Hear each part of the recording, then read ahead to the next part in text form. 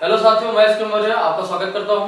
साथियों, आज आप लोग को मैं बताऊंगा बैंक से संबंधित कुछ इंपॉर्टेंट क्वेश्चन जो मैक्सिमम आईबीपीएस के हर एग्जाम में पूछा जाता है साथियों, जो बैंक से रिलेटेड है। तो चलिए साथियों देखते हैं। देखिए साथियों, बैंक से संबंधित कोई जितने भी कंपटीशन होते हैं उसमें आरबीआई से रिलेटेड एक क्वेश्चन तो श्योर होता है। एक क्वेश्चन आरबीआई से रिलेटेड आता है, आज उसी के बारे में हम लोग चर्चा करेंगे। तो चलिए देखते हैं कि वो 10 महत्वपूर्ण क्वेश्चन कौन से हैं जो बैंक के कंपटीशन में आना ही आना होता है साथियों। और आपको पता है साथियों कि एक क्वेश्चन आपको किसी भी कंपटीशन में सिलेक्ट करा सकता है और एक क्वेश्चन आपको उस कंपटीशन से रिजेक्ट करा सकता है साथियों। इसलिए एक एक क्वेश्चन बहुत महत्वपूर्ण होता है। तो चलिए साथियों देखिए साथियों, आज मैं बताऊंगा RBI, reserve bank of India. यह एक केंद्रीय बैंक है। क्या है? यह एक केंद्रीय बैंक है। अब इसकी स्थापना कब हुई, यहीं से शुरू करते हैं साथियों। पहला पॉइंट है कि इसकी स्थापना 1 अप्रैल 1935 में हुई। कब हुई? 1 अप्रैल 1935 में। कितने रुपए के साथ हुई? क्वेश्चन ऐसा पूछा जाता है कि जब आरबीआई की स्थापना हुई तो आरबीआई की जो स्टार्टअप था या स्टार्टिंग था वो कितने रुपए से हुआ? तो 5 करोड़ रुपए से। कितने से साथियों? 5 करोड़ रुपए से। उसके बाद आता है दूसरा पॉइंट कि आरबीआई का या भारत का जो वित्तीय वर्ष होता है वो कब से कब तक होता है? तो वित्तीय वर्ष आप लोग को तो ये मैक्सिमम क्वेश्चन लोगों को पता होता है कि 1 अप्रैल से लेकर के 31 मार्च तक। 1 अप्रैल से लेकर के कब तक होता है वित्तीय वर्ष? 31 मार्च तक। ये ध्यान रखिएगा। अभी साथियों इसी से रिलेटेड दूसरा आएगा क्वेश्चन, उसका दूसरा जवाब होगा। तीसरा क्वेश्चन आता है कि आरबीआई का राष्ट्रीयकरण कब हुआ? तो साथियों आरबीआई का जो राष्ट्रीयकरण हुआ 1 जनवरी 1949 को हुआ। कब हुआ?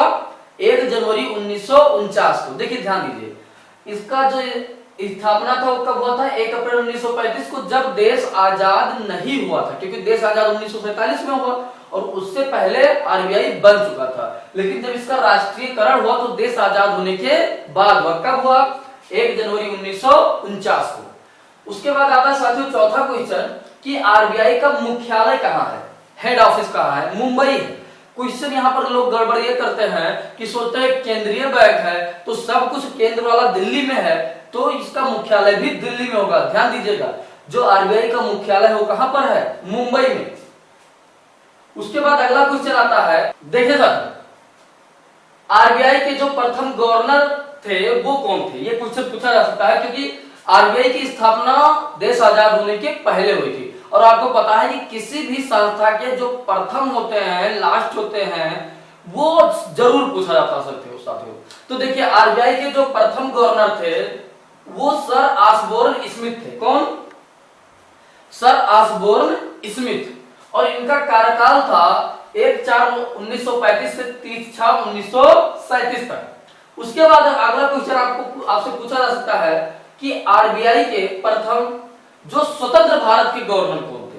जैसे ये 1935 से 1937 के प्रथम थे, जो कि स्वतंत्र भारत नहीं था, जब भारत गुलाम था अंग्रेजों का, उस वक्त के प्रथम गवर्नर अगर आपसे पूछा जाए तो सर ऑसबोर्न स्मिथ होंगे। लेकिन स्वतंत्र भारत के जब पूछा जाएगा तो सीडी देशमुख होंगे साथियों। कौन होगा? सीडी देशमुख। इनका कार्यकाल था 11/8/43 से 30/6/49 तक। ठीक है साथियों। उसके बाद ये क्वेश्चन आप लोग याद रखिएगा श्योर, क्योंकि ये बहुत बार पूछा जा चुका है कि स्वतंत्र भारत के जो आरबीआई के गवर्नर थे वो सीडी देशमुख थे। और जो प्रथम गवर्नर अगर आपसे पूछेगा स्वतंत्र ना लगाए तो उस वक्त होगा सर ऑसबोर्न स्मिथ। उसके बाद आता है 7वां क्वेश्चन कि आरबीआई का लेखा वर्ष।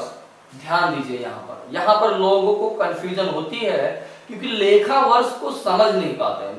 वो सोचते हैं कि 1 अप्रैल से 31 मार्च जो वित्तीय वर्ष है, यहीं पर गलती होती है लोगों से साथियों।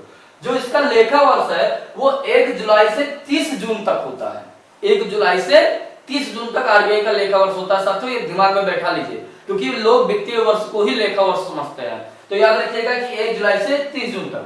उसके बाद 8वां जो इंपॉर्टेंट क्वेश्चन आता है वो है कि बैंक से संबंधित देश का पहला मोबाइल बैंक कौन था और ये कहां था? तो देश का पहला जो मोबाइल बैंक था साथियों वो था लक्ष्मी वाहिनी बैंक। कितना? कौन था? लक्ष्मी वाहिनी बैंक। इसका जो वित्तीय कंडीशन थी, जो रुपया लगा के, पूंजी लगा के शुरू किया गया वो कितना था? तो 1 करोड़। कितना था? 1 करोड़। ये कहां पर शुरू किया गया था?